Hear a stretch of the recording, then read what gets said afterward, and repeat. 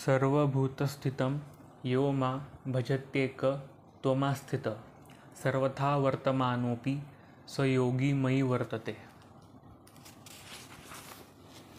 जो योगी मी आणि परमात्मा अभिन्न असल्याचे जाणून परमात्म्याचे भक्तिपूर्ण सेवेमध्ये युक्त होतो, तो सर्व परिस्थितीत माझ्यामध्ये सदैव निवास करतो.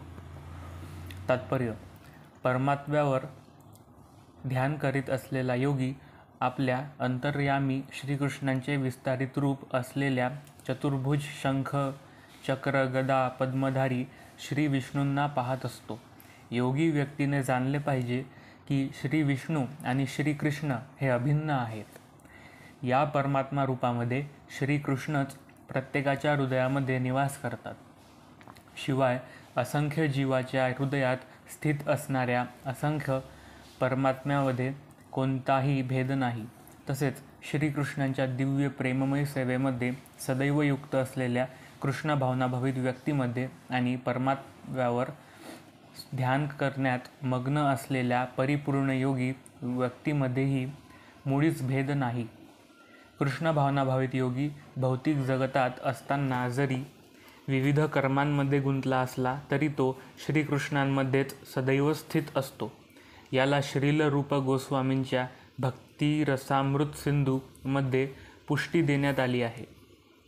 निखिलास्व प्यवस्थासु जीवन्मुक्तस उच्यते. कृष्ण भावनाभावित कर्म करणारा भगवत भक्त हा आपोआपच मुक्त झालेला असतो. नारद पंचरात्र याला पुष्टी देते.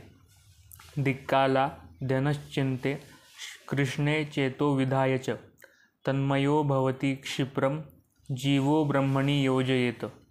सर्वव्यापी आणि देशकालातील श्रीकृष्णांच्या दिव्य रूपावर ध्यान एकाग्र केल्याने मनुष्य श्रीकृष्णांच्या चिंतनात तल्लीन होतो आणि मग त्यांच्या दिव्य सहवासाच्या सुखमय अवस्थेची त्याला प्राप्ती होते.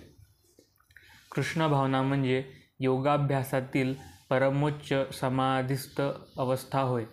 श्रीकृष्ण हेच परमात्मा रूपाने प्रत्येकाच्या हृदयामध्ये उपस्थित आहेत. केवळ या ज्ञानानेच योगी निर्दोष होतो. भगवंतांच्या या अचिंत्य शक्तीबद्दल वेद पुढील प्रमाणे सांगतात. एकोपी सन्बुधा योवभाती. भगवंत जरी एकच असले तरी ते असंख्य हृदयांमध्ये उपस्थित आहेत. त्याचप्रमाणे स्मृतिशास्त्रात सांगण्यात आले आहे की एक एव परो विष्णू सर्वव्यापी न संशय ऐश्वर्याद रूपमेक च सूर्यवत बधूधेयत. श्री विष्णू हे एकच आहेत तरीही निश्चितच ते सर्वव्यापी आहेत. ज्याप्रमाणे सूर्य एकाच वेळी अनेक ठिकाणी दिसतो त्याचप्रमाणे आपले एकच रूप असले तरी ते आपल्या अचिंत्य शक्तीच्या प्रभावाने सर्वत्र उपस्थित आहेत. आत्मौपमेन सर्वत्र समं पश्यति यो अर्जुन सुखम वा यदि वा दुःख स योगी परमो मत. हे अर्जुन, जो आपल्या स्वतःच्या तुलनेने सर्व जीवांकडे त्यांच्या सुखामध्ये आणि दुःखामध्ये वास्तविक समतेने पाहतो तोच परिपूर्ण योगी आहे. तात्पर्य: जो कृष्ण भावनाभावित आहे तो परिपूर्ण योगी आहे. त्याला आपल्या अनुभवाच्या आधारे सर्वांच्या सुखाची आणि दुःखाची जाणीव असते. जीवाच्या दुःखाचे कारण म्हणजे त्याला भगवंतांशी असलेल्या आपल्या संबंधांचे झालेले विस्मरण होय. सुखाचे कारण म्हणजे श्रीकृष्ण हेच मनुष्याच्या सर्व कर्मांचे परमभोक्ता आहेत, सर्व भूमी आणि लोकांचे अधिपती आहेत आणि सर्व जीवांचे प्रामाणिक हितचिंतक आहेत हे जाणणे होय. परिपूर्ण योगी जाणतो की प्राकृतिक गुणांमुळे बद्ध झालेला जीव हा श्रीकृष्णांशी असलेल्या आपल्या संबंधाची विस्मृती झाल्यामुळे त्रिविध भौतिक तापांच्या अधीन होतो. कृष्ण भावनाभावित असलेला मनुष्य हा सुखी असल्याकारणाने तो श्रीकृष्णांच्या ज्ञानाचा सर्वत्र प्रसार करण्याचा प्रयत्न करतो. परिपूर्ण योगी हा कृष्ण भावनाभावित होण्याच्या महत्त्वाचा सर्वत्र प्रसार करण्याचा प्रयत्न करीत असल्याने तो जगातील सर्वोत्तम परोपकारी आहे. तो भगवंतांचा अत्यंत प्रिय सेवक आहे. न च तस्मान मनुष्येषु कच्चिन्मे प्रियकृत्तम. दुसऱ्या शब्दात सांगावयाचे तर भगवंतांचा भक्त हा सदैव सर्व जीवांच्या कल्याणाकडे लक्ष देत असतो आणि या प्रकारे तो वास्तविकपणे प्रत्येकाचा मित्र आहे. तो सर्वोत्तम योगी आहे, कारण तो स्वतःच्या वैयक्तिक लाभासाठी योगसिद्धीची अभिलाषा करीत नाही, तर तो इतरांच्या हिताकरिता प्रयत्नशील असतो. तो आपल्या बरोबरीच्या जीवांचा मत्सर करीत नाही. भगवंतांचा विशुद्ध भक्त आणि केवळ आपल्या वैयक्तिक उन्नतीची कामना करणारा योगी, त्याच्यामध्ये हाच फरक आहे. पूर्ण रूपाने ध्यान करण्यासाठी एकांतवास स्वीकारलेला तो योगी असतो. तो प्रत्येक मनुष्याला कृष्ण भावना भावित करण्याचा प्रयत्न करणाऱ्या भक्ता इतपत परिपूर्ण असू शकत नाही. अर्जुन उवाच योऽयं योगस्त्वया प्रोक्तः साम्येन मधुसूदन एतस्याहं न पश्यामि चञ्चल त्वास्थितिं स्थिराम. अर्जुन म्हणाला, हे मधुसूदन, तुम्ही सांगितलेली योग पद्धती ही मला अव्यवहार्य आणि असह्य वाटते, कारण मन हे चंचल आणि अस्थिर आहे. तात्पर्य: शुचोदेशे पासून प्रारंभ होणाऱ्या आणि योगी परम या शब्दांमध्ये अंत होणाऱ्या या योग पद्धतीचे वर्णन भगवान श्रीकृष्णांनी अर्जुनाला केले. त्या पद्धतीचा अर्जुनाने अस्वीकार केला, कारण त्याला वाटले की आपण या योग पद्धतीचा अभ्यास करण्यात असमर्थ आहोत. या कलियुगामध्ये सामान्य मनुष्याला गृहत्याग करून वनामध्ये किंवा अरण्यामध्ये एकांतवासात योगाभ्यास करण्यासाठी जाणे शक्य नाही. या योगाचे लक्षण आहे की मनुष्याचे आयुष्य अत्यंत अल्प असेल आणि या अल्पायुषी जीवनासाठी सुद्धा त्याला अत्यंत कठीण संघर्ष करावा लागेल. साध्या व्यावहारिक साधनांनीसुद्धा आत्मसाक्षात्कार करून घेण्याकडे लोक गंभीरपणे प्रवृत्त होत नाही.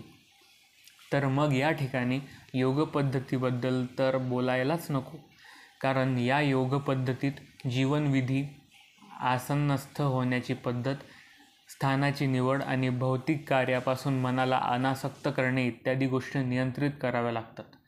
व्यवहार्य मनुष्य या नात्याने अर्जुन या योग पद्धतीचा अभ्यास करण्यास सर्व प्रकारे योग्य असला तरी त्याला या योग पद्धतीचे आचरण करणे अशक्य वाटले. तो राजघराण्यातील होता आणि असंख्य गुणांनी युक्त होता. तो महान योद्धा होता, दीर्घायुषी होता आणि सर्वात महत्त्वपूर्ण म्हणजे तो पुरुषोत्तम भगवान श्रीकृष्णांचा निकटस्थ सखा होता. 5000 वर्षांपूर्वी आता आपल्याकडे आहेत त्यापेक्षा पुष्कळ चांगल्या सुविधा अर्जुनाकडे होत्या, पण तरीही त्याने ही योग पद्धती नाकारली. वस्तुतः अर्जुनाने या योग पद्धतीचा अभ्यास केल्याचे आपल्याला इतिहासात कुठेही आढळत नाही. म्हणून वर्तमान कलियुगामध्ये या योग पद्धतीचे आचरण सामान्यतः अशक्यप्राय समजले जाते. अर्थात काही अत्यंत थोड्या दुर्मिळ मनुष्यांना ही योग पद्धती शक्य असू शकेल, परंतु सर्वसामान्य लोकांना ही एक अशक्य गोष्ट आहे. जर 5000 वर्षांपूर्वी ही स्थिती होती तर सद्यस्थितीबद्दल काय बोलावे? जे या योग पद्धतीचे विविध योग संस्थांमध्ये आणि योग वर्गांमध्ये अनुकरण करीत आहे, ते जरी समाधानी असले तरी केवळ कालापव्यय करीत आहेत. त्यांना अभिष्ट ध्येयाचे पूर्णपणे अज्ञान आहे. चंचलम हि मनः कृष्ण प्रमाथी बलवदनम तस्याहम निग्रहम मन्ये वायोरिव सदुष्टकरम. हे कृष्ण, हे मन चंचल, उच्छृंखल, दुराग्रही आणि अत्यंत बलवान असल्यामुळे मनाचा निग्रह करणे हे वायूला नियंत्रित करण्यापेक्षाही अत्यंत कठीण आहे, असे मला वाटते. तात्पर्य: मन हे इतके बलिष्ठ आणि दुराग्रही आहे की जरी बुद्धीच्या अधीन असले तरी ते कधीकधी बुद्धीवरही प्रभुत्व गाजविते. व्यवहारी जगात अनेक विरोधी शक्तींचा सामना कराव्या लागणाऱ्या मनुष्याला मन संयमित करणे निश्चितच अत्यंत कठीण आहे. मनुष्याला मित्र आणि शत्रू दोघांबद्दलही कृत्रिमपणे समभाव असू शकेल, पण अंतिमतः कोणताही सांसारिक मनुष्य असे करू शकत नाही, कारण मनाला संयमित करणे हे वादळी वाऱ्याला नियंत्रित करण्याहूनही कठीण आहे. वेदांमध्ये सांगितले आहे की आत्मानं रथीन विद्धि शरीरम रथमेव च बुद्धि तु सारथिं विद्वी मनः परग्रहमेव च इंद्रियाणि हयानाहु विषयांस्तेषु गोचरान् आत्मेंद्रियमनोयुक्तं भोक्तेत्याहु मर्निनिश. भौतिक देहरूपी रथामध्ये जीव हा स्वार आहे आणि बुद्धी ही त्याची सारथी आहे. मन हे लगाम आहे आणि इंद्रिय घोडे आहेत. या प्रकारे जीव हा मन आणि इंद्रियांच्या सहवासात सुख किंवा दुःख उपभोगतो असे महान विचारवंत समजतात. बुद्धीने मनाला मार्गदर्शन केले पाहिजे, परंतु मन हे इतके बलवान आणि दुराग्रही आहे की ज्याप्रमाणे जुनाट रोग औषधाच्या गुणकारितेवरही मात करतो, त्याप्रमाणे मन मनुष्याच्या बुद्धीवरही मात करतो. असे मन योगाभ्यासाद्वारे संयमित केले पाहिजे. परंतु अर्जुनासारख्या संसारिक मनुष्याला या योगाभ्यास व्यवहार्य नव्हता. आधुनिक मनुष्याबद्दल तर आपण काय बोलावे. येथे योजिलेली उपमा योग्यच आहे की मनुष्याला वाहणाऱ्या वायूला आवरणे कठीण आहे आणि त्यापेक्षा कठीण म्हणजे उच्छृंखल मनाला आवरणे होय. मनाला संयमित करण्याचा सहज सुलभ मार्ग म्हणजे चैतन्य महाप्रभूंनी सांगितल्याप्रमाणे पूर्ण नम्र भावाने हरे कृष्ण महामंत्राचे कीर्तन करणे होय. याची विधी आहे सवय मनः कृष्ण पदारविंदयो. मनुष्याने आपले मन पूर्णपणे श्रीकृष्णांमध्ये रममान केले पाहिजे. केवळ असे केल्यानेच मनास विचलित करणाऱ्या इतर गोष्टींमध्ये मन युक्त होणार नाही. श्री भगवानुवाच असंशयं महाबाहो मनो दुर्निग्रहं चलम् अभ्यासेन तु कौन्तेय वैराग्येण च गृह्यते. भगवान श्रीकृष्ण म्हणाले, हे महाबाहू कौन्तेया, चंचल मनाला संयमित करणे निसंशय अत्यंत कठीण आहे, पण योग्य अभ्यासाने आणि अनासक्तीद्वारे मनाला वश करणे शक्य आहे. तात्पर्य: अर्जुनाने म्हटल्याप्रमाणे हेकेखोर मनाला वश करणे कठीण असल्याचे भगवंतांनी मान्य केले, पण त्याच वेळी भगवंत सुचवितात की अभ्यास आणि वैराग्याने मनाला वश करणे शक्य आहे. हा अभ्यास म्हणजे काय? सद्यस्थितीत पवित्र स्थळी निवास करणे, परमात्म्यावर मन केंद्रित करणे, मन आणि इंद्रिय संयमित करणे, ब्रह्मचर्य पालन करणे, एकांतवासात राहणे इत्यादी कठोर नियमांचे पालन कोणीही करू शकत नाही. तरीही कृष्ण भावनेमध्ये मनुष्य नवविधा भक्तिपूर्ण सेवेमध्ये युक्त होतो. या नवविधा भक्तीमध्ये सर्वप्रथम पायरी म्हणजे कृष्णलीलांचे श्रवण होय.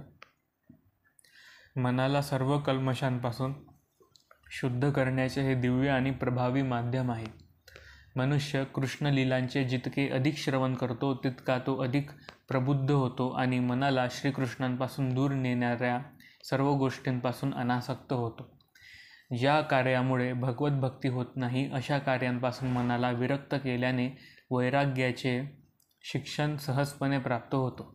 वैराग्य म्हणजे भौतिक प्रकृतीपासून अनासक्ती आणि अध्यात्मामध्ये मन युक्त करणे होय. निर्विशेषवादी आध्यात्मिक अनासक्ती ही कृष्णसेवेमध्ये मन आसक्त करण्यापेक्षा अत्यंत कठीण आहे. कृष्णसेवेमध्ये मन आसक्त असते ही गोष्ट व्यवहार्य आहे, कारण कृष्णलीलांचे श्रवण केल्यामुळे मनुष्य आपोआपच परमात्म्यावर आसक्त होतो. या आसक्तीला परेशानुभूती किंवा आध्यात्मिक तृप्ती असे म्हटले जाते.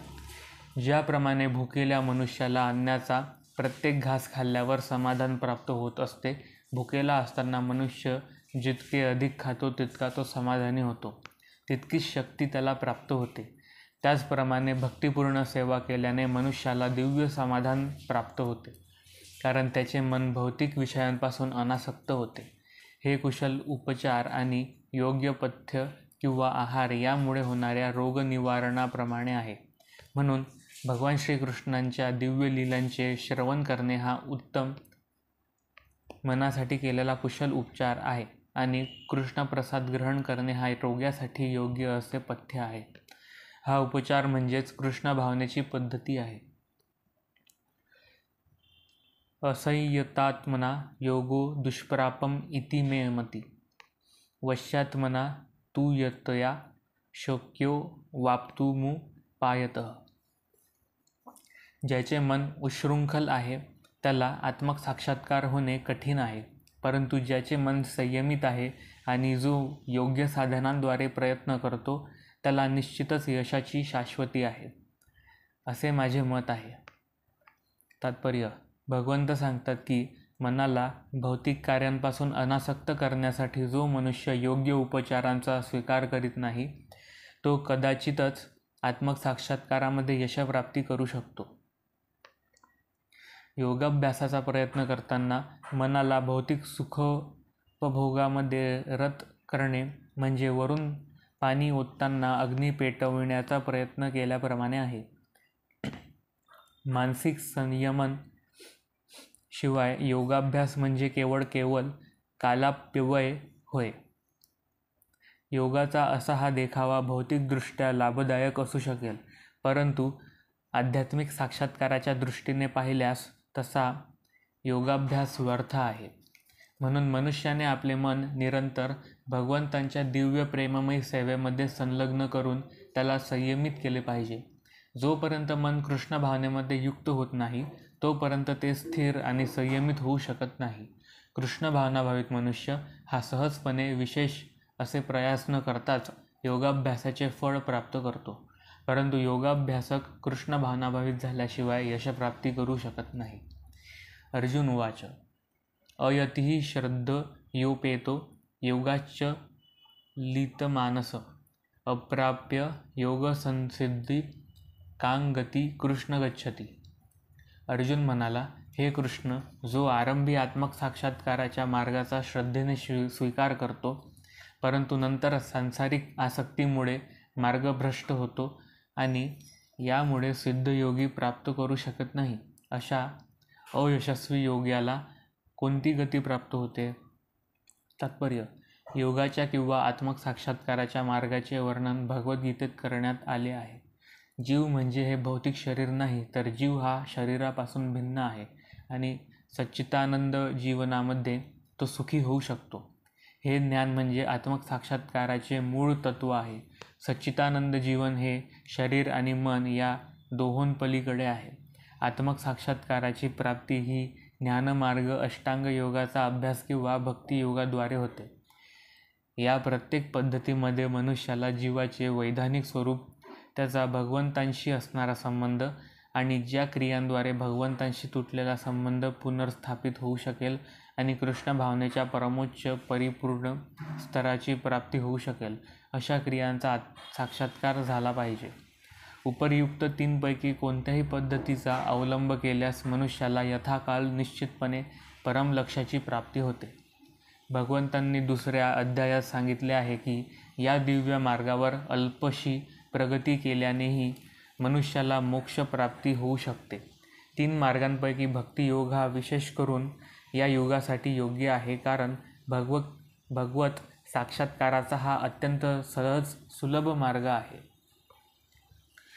यासंबंधी पक्की खात्री करून घेण्यासाठी अर्जुनाने भगवान श्रीकृष्णांना त्यांच्या पूर्वीच्या विधानाला पुष्टी देण्याची विनंती केली.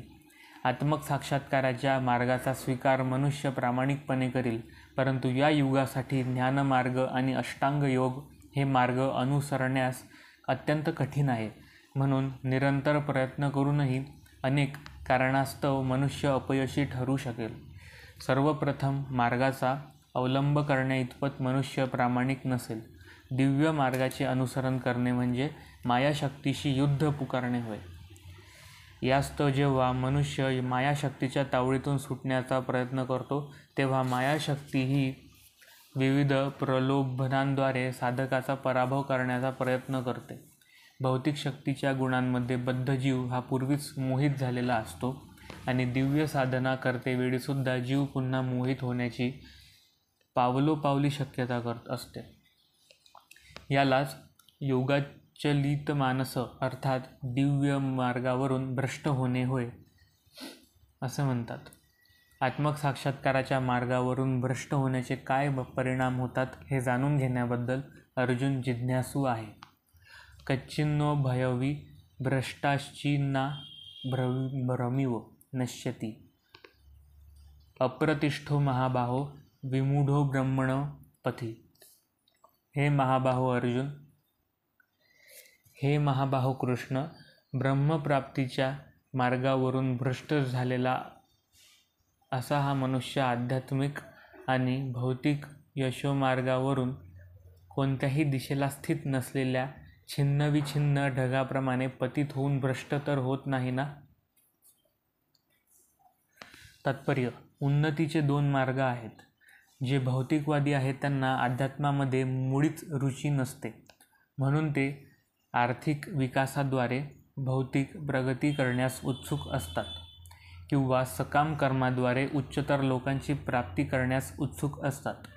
जेव्हा मनुष्य आध्यात्मिक मार्गाचा स्वीकार करतो तेव्हा त्याला सर्व भौतिक कर्मांचा आणि सर्व प्रकारच्या तथाकथित भौतिक सुखांचा त्याग करणे आवश्यक आहे. जर महत्त्वाकांक्षी योगी अपयशी झाला तर तो वरकरणी दोन्ही दृष्ट्या गमावतो, अर्थात तो भौतिक सुखाचाही भोग घेऊ शकत नाही किंवा आध्यात्मिक यशप्राप्तीचा आनंदही उपभोगू शकत नाही. त्याला कोणतेही स्थान नसते आणि तो एखाद्या छिन्नविछिन्न ढगाप्रमाणे असतो. आकाशामधील एक ढग कधीकधी लहान ढगांपासून सुटतो आणि मोठ्या ढगाला जाऊन मिळतो, परंतु जर हा ढग मोठ्या ढगाला मिळू शकला नाही तर तो वाऱ्याने वाहून जातो आणि अनंत आकाशात अस्तित्वही होतो. ब्रह्मणपथी या आध्यात्मिक साक्षात्काराचा मार्ग आहे आणि हा साक्षात्कार मनुष्याने आपण स्वरूपतः आध्यात्मिक आहोत आणि ब्रह्म, परमात्मा व भगवान या स्वरूपात प्रकट होणाऱ्या भगवंतांचे अंश आहोत हे जाणल्याने होते. भगवान श्रीकृष्ण हेच परम सत्य आहे आणि म्हणून जो परमपुरुषाला शरण जातो तोच यशस्वी योगी आहे. ब्रह्म आणि परमात्मा साक्षात्काराद्वारे या जीवनध्येयाची प्राप्ती करण्यासाठी अनेकानेक जन्म घ्यावे लागतात, बहुनाम जन्मजन्मांते. म्हणून दिव्य साक्षात्काराचा प्रत्यक्ष आणि परमश्रेष्ठ मार्ग म्हणजे भक्तियोग किंवा कृष्ण भावना होय. एतन्मे संशयम कृष्ण छेत्तुमर्हस शेषत त्वदन्य संशयास्यास्य छेत्ता न भ्रूपद्यते. हे कृष्ण, माझा हा संशय आहे आणि हा पूर्णपणे दूर करण्याची मी तुम्हाला विनंती करतो. तुमच्या वाचून हा संशय दूर करणारा कोणीही मिळणार नाही. तात्पर्य: श्रीकृष्ण हे त्रिकालज्ञ आहेत. त्यांना भूत, वर्तमान व भविष्य या तिन्ही काळांचे पूर्ण ज्ञान आहे. भगवद्गीतेचे प्रारंभी भगवान श्रीकृष्णांनी सांगितले आहे की भूतकाळामध्ये सर्व जीवनांचे स्वतंत्र अस्तित्व होते. वर्तमान काळातही सर्व जीव अस्तित्वात आहेत आणि भौतिक जंजाळातून मुक्त झाल्यावरही सर्व जीव भविष्य काळात वैयक्तिकपणे अस्तित्वात राहीलच. म्हणून भगवंतांनी जीवाच्या भविष्याच्या प्रश्नाचे उत्तर आधीच दिले आहे. आता अर्जुनाला अयशस्वी योग्याच्या भविष्याबद्दल जाणून घ्यावयाचे आहे. श्रीकृष्णांच्या समान किंवा बरोबरीचा कोणीही नाही आणि भौतिक प्रकृतीच्या दयेवर जगणारे तथाकथित महान ऋषी आणि तत्त्वज्ञानी निश्चितच श्रीकृष्णांची बरोबरी करू शकत नाही. म्हणून श्रीकृष्णांनी दिलेला निर्णय म्हणजे सर्व संशयांचे अंतिम आणि परिपूर्ण उत्तर आहे, कारण ते भूत, वर्तमान आणि भविष्य पूर्णपणे जाणतात, परंतु त्यांना कोणी जाणत नाहीत. केवळ श्रीकृष्ण आणि कृष्ण भावना भावित भक्त हेच सर्व काही इत्थंभूत जाणू शकतात.